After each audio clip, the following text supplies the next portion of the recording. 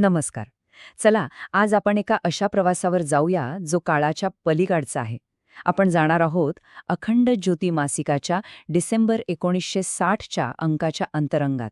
हे फक्त काही जुने शब्द नाहीत, तर हे ते विचार आहेत, ती शिकवण आहे, जी आजही आपल्यासाठी तितकीच ताजी आणि महत्वाची आहे.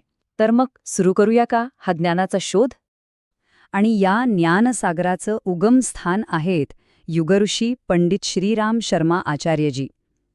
त्यांच्याच लेखणीतून आणि चिंतनातून ही विचारक्रांती अवतरली आहे.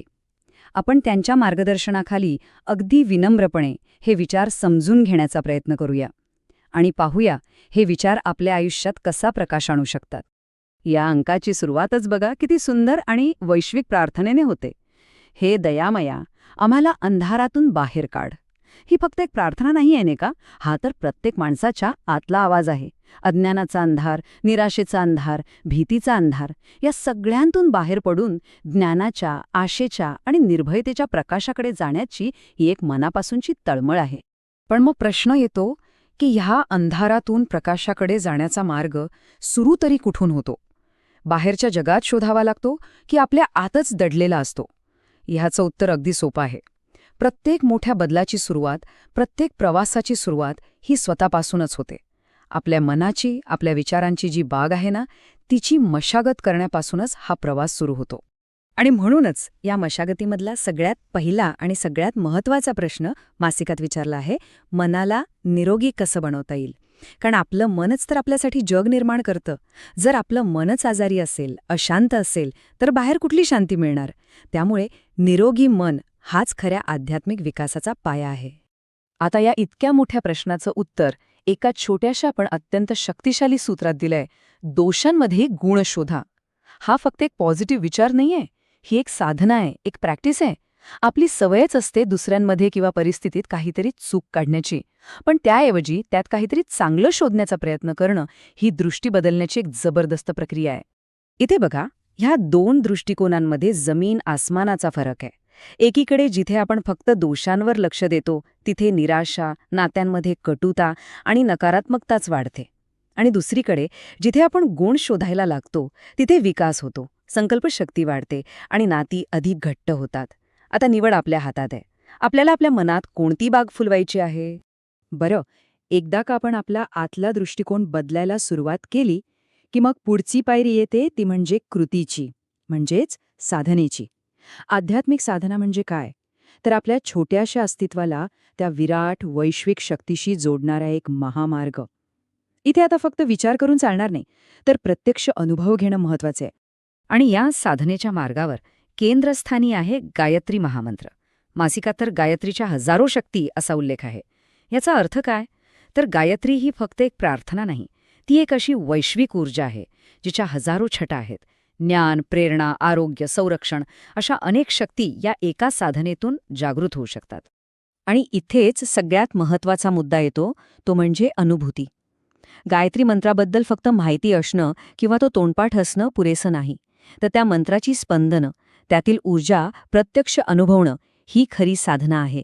खरी जादू तर तेव्हा होते जेव्हा ज्ञान आपल्या अनुभवाचा भाग बनतं, तेव्हाच खरं परिवर्तन घडतं. आणि ही अनुभूती अधिक खोलवर घेण्यासाठी योग्य वातावरणाचं महत्त्व सुद्धा सांगितलं आहे. साधनेसाठी गंगेच्या तीराचे वैभव आणि महत्त्व. यातून आपल्याला हेच शिकायचे आहे की पवित्र स्थानांची ऊर्जा, निसर्गाचं सान्निध्य आपल्या साधनेला कितीतरी पटीने प्रभावी बनवू शकतं. अशा ठिकाणी आपलं मन आपोआपच शांत आणि एकाग्र व्हायला लागतं. आत्तापर्यंतचा प्रवास होता स्वतःच्या आत डोकावण्याचा. पण ही साधना फक्त स्वतःपुरतीच आहे का? नाही. खरा आध्यात्मिक विकास आपल्याला आपल्या समाजाप्रती असलेल्या जबाबदारीची, आपल्या सामूहिक कर्तव्याची जाणीव करून देतो. आता आपण या प्रवासाला एका नव्या, अधिक व्यापक दिशेने घेऊन जाऊया. मासिकात एक खूप खोलवर विचार मांडलाय, मानवाचा अधिकार आणि त्याचे कर्तव्य. विचार करा, एक मनुष्य म्हणून आपल्याला विचार करण्याची, निवड करण्याची, काहीतरी नवीन निर्माण करण्याची केवढी मोठी शक्ती मिळाली आहे. पण या शक्तीसोबतच एक खूप मोठी जबाबदारीसुद्धा येते, आणि ती म्हणजे या शक्तीचा वापर सर्वांच्या कल्याणासाठी करण्याची. याचाच अर्थ आपलं कर्तव्य तेव्हाच पूर्ण होतं जेव्हा आपण एका दिव्याने दुसरा दिवा लावतो. म्हणजे जेव्हा आपण फक्त स्वतःचा विचार न करता इतरांच्या आत दडलेल्या चांगुलपणाला, त्यांच्या सुप्त शक्तींना जागृत करण्यासाठी मदत करतो. हाच तर विचारक्रांतीचा खरा अर्थ आहे. आणि याच सामूहिक कर्तव्याचा एक अतिशय महत्त्वाचा आणि त्या काळाच्या खूप पुढचा विचार या अंकात मांडला आहे. तो म्हणजे नारीचा विकास होणे आवश्यक आहे. विचार करा, ज्या समाजाचा अर्धा भागच विकसित नसेल, तो समाज खऱ्या अर्थाने कसा प्रगती करू शकेल? त्यामुळे नारीशक्तीचा सन्मान आणि तिचा विकास ही संपूर्ण समाजाच्या विकासाची गुरुकिल्ली आहे. चला, आता आपण या संपूर्ण वैचारिक प्रवासाच्या शिखरावर पोचतोय, जिथे व्यक्ती, तिची साधना आणि तिचं कर्तव्य हे सगळं एकत्र येऊन मानवतेसाठी एका भव्य ध्येयाचं चित्र साकारतं. एक मोठी विजन समोर येते. इतके सगळे विचार, इतकी साधना, हे कर्तव्य, या सगळ्यांना एकत्र बांधून ठेवणारा धागा कोणता असेल? अशी कोणती एक भावना आहे जी या सगळ्याचा पाया आहे? आणि ती भावना आहे सहयोगाची भावना. सहकार्य, मी आणि माझं याच्या पलीकडे जाऊन आपण आणि आपलं या भावनेने एकत्र येणं. हीच ती शक्ती आहे जी मोठ्यात मोठी आव्हानंसुद्धा सोपी करून टाकते आणि अशक्य गोष्टी शक्य करून दाखवते. आणि आता बघा, सगळी सूत्र कशी जुळून येतात. सुरुवातीला आपण प्रार्थना केली होती, अंधारातून बाहेर काढ. त्या प्रार्थनेचं उत्तर काय आहे? तर ते आहे सहयोगाची भावना. जेव्हा आपण सगळे एकमेकांचे हात धरून, एकमेकांना मदत करत पुढे जातो, तेव्हाच निराशेचा, स्वार्थाचा अंधार आपोआप दूर होतो आणि प्रकाशाचा मार्ग दिसू लागतो. आणि आपलं अंतिम ध्येय काय असावं हे या एका शक्तिशाली रूपकातून स्पष्ट होतं. हिमालयाचे हृदय, पृथ्वीचा मार्ग.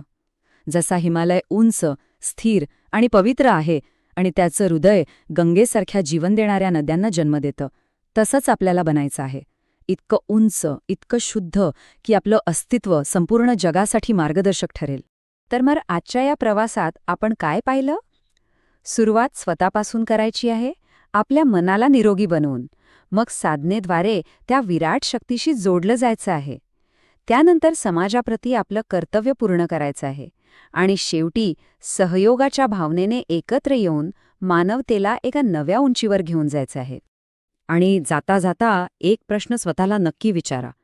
या ज्ञानाच्या सागरातून आपण इतके सुंदर मोती वेचले, पण यातलं कोणतं एक बीज, फक्त एक विचार आपण आज आत्ता आपल्या जीवनाच्या मातीत पेरणार आहोत?